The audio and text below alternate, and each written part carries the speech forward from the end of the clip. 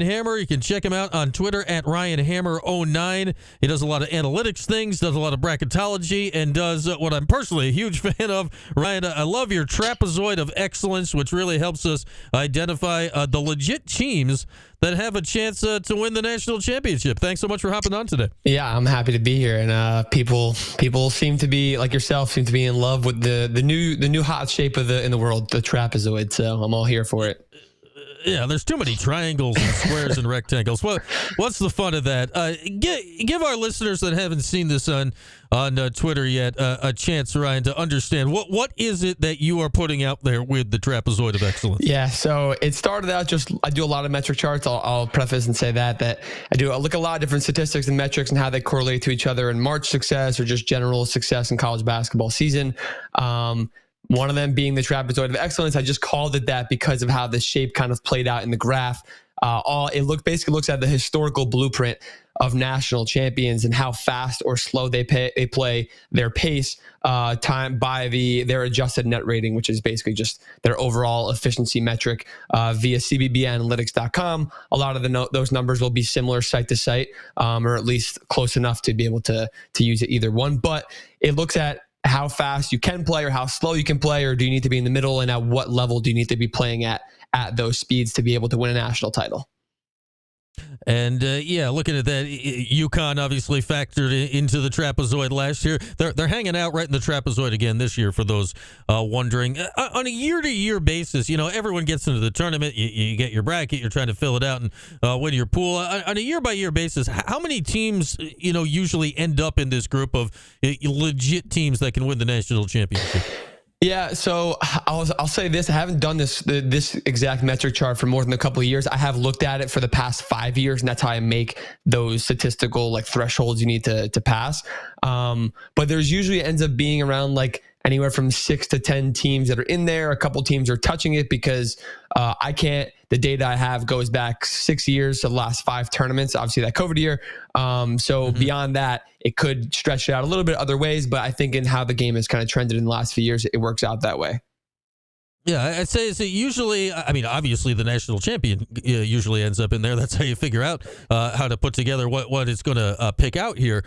But on a year-by-year basis, is it usually the teams all right, these are teams that make sense to be there. Here's the 1 seeds, here's the 2 seeds. Or is it showing you different teams that maybe all right, the metrics that identify seeding are different than potentially what you're looking at that's going to identify who's going to win the whole thing? Yeah.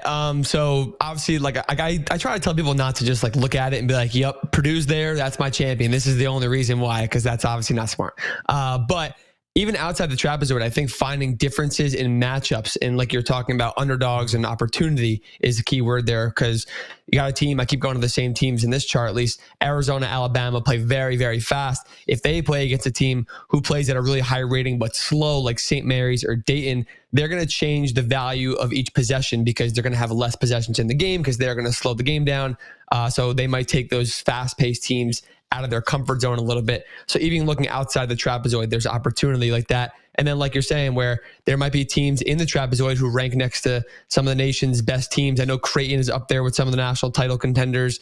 Illinois, Gonzaga is up there right now, which kind of take it with a grain of salt to some level, but there's definitely opportunity to find that to say, hey, if Gonzaga is an 8 or 9 seed or 10 seed, and they do make a run this year, we should have seen it coming basically if that ends up happening. So.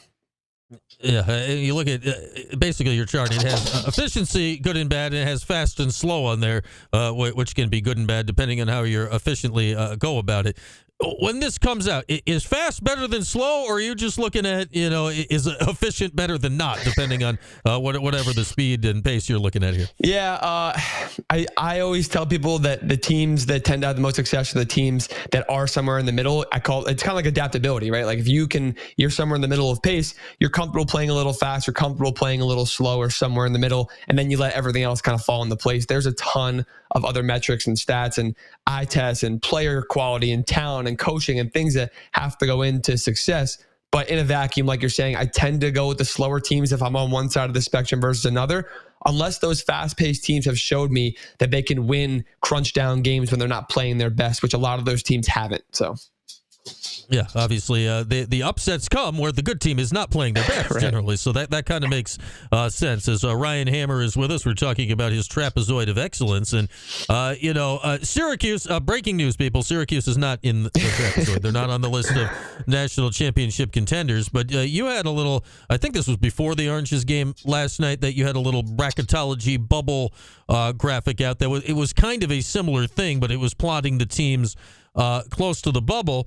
And, we've been trying to talk our way into figuring out a path for Syracuse to the tournament here, Ryan. Yeah. And looking at that, you had Syracuse, it looked like 30-ish, 33% chance here of making the tournament going forward, which I guess is good or bad, depending. It's greater than zero. Where is Syracuse in this, and what would have to happen in your mind, looking at the numbers, looking at the teams, for them to move their way into a legit bubble situation? Yeah, I think there's a real shot for Syracuse. Like you said, they're on the outside looking in. The Virginia Tech win was massive. This is that chart that you were referencing was before that game last night. But that was a great win by a substantial margin that they played efficient and they played smart. They played great. And I think there's a legit chance. A lot of their predictive metrics like KenPom and all those efficiency ratings aren't super supportive of Syracuse, which really isn't the end of the world, because what matters is going to be their quad records, their strength of record, which is probably their best asset compared to a lot of the other bubble teams.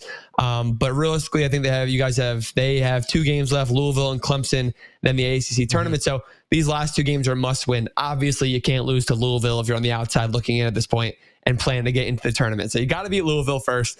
And then Clemson would be one of those huge quad 1 wins that they need. They only have 2, I think, right now. They're 2-8 or 2-7 or something like that in quad 1. A third quad 1 win, which is probably a quad 1A against Clemson, would be massive for them. And then winning at least 1, if not 2 games in the ACC tournament, I think that would put them in the tournament.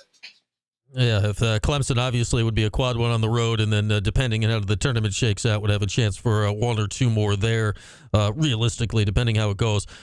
Before you got on here, Ryan, last segment, we were talking about Bart Torvik's numbers, and he's a guy that does stuff that are kind of similar to what KenPom does. And I don't know if I've ever seen a team that's quite done what Syracuse has done. You can tell me here. Like, at the beginning of the season, Syracuse's defensive efficiency numbers were great, and their offensive efficiency numbers were terrible. It's basically completely flipped here over the course of the last month. What does that tell you about a team where, like, what they're doing basically has switched completely midway through the season? Yeah, I think that's in reference to their competition, who they're playing, where they played a lot of, they had to basically crunch down on defense a lot in those games out of conference. And then in conference in the ACC, you got a lot of offensive teams, a lot of games that Syracuse plays that goes into the 80s and 90s a lot. And it ends up being a shootout. I do think Syracuse is one of those teams. I call them like a vibes team, I guess, because I love Judah, obviously. I love JJ's game too. Quadir Copeland. I got the chance to see Syracuse play live down in Chapel Hill. Wasn't a great result, but I can still get behind some of the players and the talent on the team. And as this team kind of goes throughout the season and they become more and more comfortable with each other, which clearly they've gotten to a solid point, I don't throw the metrics away ever, but I like to toss them to the side or take them with a grain of salt when you can watch a team and see that Syracuse can beat almost any team in the country, maybe not every single team in the country, but I think that's really the story to tell with what you're saying, where like if they're so one way in the beginning of the season, then in conference they're the other way. They're kind of just adapting as they need to go on to survive another day, we'll call it. But I think with the vibes alone and the talent really is where it comes from. They could do some damage. Syracuse is definitely a vibes team. Syracuse is almost leading the country in vibes, and Quadir more than most. I say, if you got vibes out of that road Carolina game, then you got some, because man, oh man, that was shortlist one of the worst games of the season, obviously, for the Orange. Ryan Hammer with us. What is your thoughts, Ryan, on the net? Obviously, it's very important to have the tournament selected. It's very, very different than what the RPI was a few years ago. What is your thought on how that metric is, and is it the right metric for the NCAA to be putting so many eggs in the basket of these days? There definitely is no perfect metric. I'll start off by saying that. Every single thing has a flaw, and that's why they use 7, 8, 9 different levels of numbers and rankings and everything they can possibly find under the sun to seed teams and put teams in or out of the tournament. The net has a lot of clear flaws. I think it's just more polarizing because it's so popular, where people know about KenPom, people know about the net. They don't know about, like you referenced, Bart Torvik. They don't know about a lot of BPI stuff, and they don't look at a lot of strength of schedule stuff. So I think because of the limelight it has, it's very polarizing. It's a good, someone said this, one of my fellow college basketball, I think it was JBR Bracketology on Twitter. He said it's a really good sorting tool. It's not a good ranking tool. So when you use it as a sorting tool, it can help you say, hey, you know what? This team is definitely in the tournament and we'll figure out their seed after, compared to all the bubble teams that are so far behind them in the net. And that team has clearly done enough work. Where if you look at two teams and one is 15th in the net and the other is 23rd or 24th, that is almost irrelevant unless you can clearly see it within the rest of their resume. So I think JBR put it in a good phrase. It's a good sorting tool, but that's about it. Yeah, it's one of those where it feels like, and I guess we're starting to figure out more and more, probably, people in analytics would have known this right away. Like, what it's done here with the non-conference blowouts seem way more important than they should, which is kind of wild. And the main thing I wonder about, you're right, like in this era of transfer portal, in this era of, we know the great, like UConn's great. We all knew that before the season started, but like nobody knew who the 30th best team in the country was before the season started. And that changes a lot throughout the year. Yep. The NCAA used to have, the last 10 games was the thing. Do you think they should focus a little bit more on the end of the season? Because we see teams change so wildly these days, probably more so than they did 10, 20 years ago. Yeah. And I really don't like the bad part about the net, how if you play a team the beginning of the season, it's a quad 1 game, and then like Arkansas is a good example, and then they fall off to what could be a quad 3 loss. Your loss from in the beginning of the season when they were of this stature of top 10 in the country changes to quad 3, which I think is very unfair because, like you said, teams are going to change throughout the year. Guys are going to get healthy. Guys are going to get injured. Styles are going to change. When you're in conference, out of conference, a million things change. So that part is really annoying. And also, like you're saying, blowing out a weaker strength of schedule does so well for your metrics. That's why BYU, that's why Iowa State, that's why Houston is all the way up in the rankings. All three of them have been top 10 in most advanced metrics all season. I will give Houston the benefit of the doubt. They have been on another level, obviously, all season, and they're proving it in the Big 12. But BYU and Iowa State also in the Big 12 have been doing a good job. I just think there needs to be a little bit more of a balance or some kind of reconciliation with strength of schedule. There have been moments of it, like Alabama. They were 6-6 to start the year, but they had played Purdue. They had played all these great teams in the country, and they were still ranked high in a lot of advanced metrics. So there was just kind of a holdout. Yeah, fascinating is, these analytics, the wave and all of this, it changes so much by the years. People get more and more in tune with all this stuff. Really interesting to look at as we get closer to the tournament time. All right, Ryan, really enjoyed talking today. We'll have to do it again soon, and thanks so much for hopping on. For sure. Appreciate it. Good luck to the Orange, all right?